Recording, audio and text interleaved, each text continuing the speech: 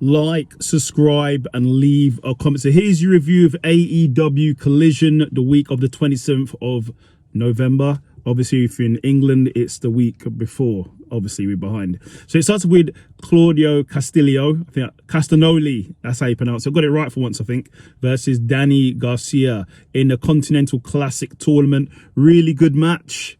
Go and watch it, but Claudio won. Come on now, Claudio wins that. Then you have Eddie Kingston in the back. He's getting like totally fired up about this tournament because I don't know why, but he's giving up all his titles to then do this tournament.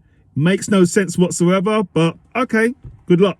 Then we have Luchasaurus versus some guys. They are some guys. I know they're with Dalton Castle, but they're some guys to me. And obviously he beats them down. And then after the match, he started beating them down, but then he got rushed by Edge. So Edge is still after him and basically took him out, in fact, with the concerto. So I'm not sure where we're going to see him next. Then we have Edge in the back. He's really incensed. He's really angry. He's really fired up and he's coming after Christian and he's challenged Christian for a match at, I'm not sure what the match, I think it's the World's End, I believe. And he wants a TNT title match versus Christian. He said he's taking his title and he keeps talking about how Christian mentions his family and how all these different people are getting caught up in the crosshairs between their beef and he wants to end all of it. So let's see what happens. Then we have Commander and Gravity versus the House of Black, or the Prince of Black, I think they're called. The House of Black, Kings of Black, one of the three, in a great match. But in the end, Buddy Matthew gets the victory for the House of Black. Then we have Julia Hart versus Frost in a great match. For the TBS title, but in the end Julia Hart gets the victory. Congratulations to Julia Hart, she's doing great things. I've said that before.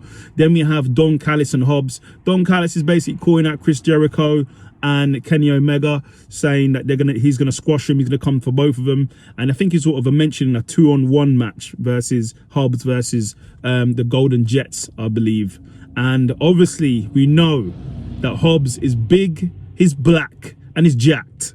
Then we have FTR versus The Righteous in a great match. Go and watch it, you haven't seen it, but The Righteous get the victory. Then we have Ricky Starks and Big Bill. Basically, they come out because the next contenders are Kenny Omega and Chris Jericho, the Golden Jets. And they're basically calling them out, saying there's no way they're going to beat him, no way they're going to win, and they're going to take him out. So be ready for that.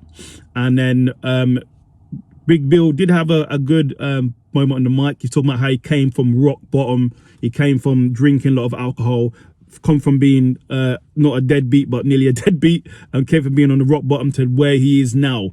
So congratulations to Big Bill from getting over all of that. I really respect that. Then we have Keith Lee versus Lee Moriarty. Haven't seen Lee Moriarty in a while.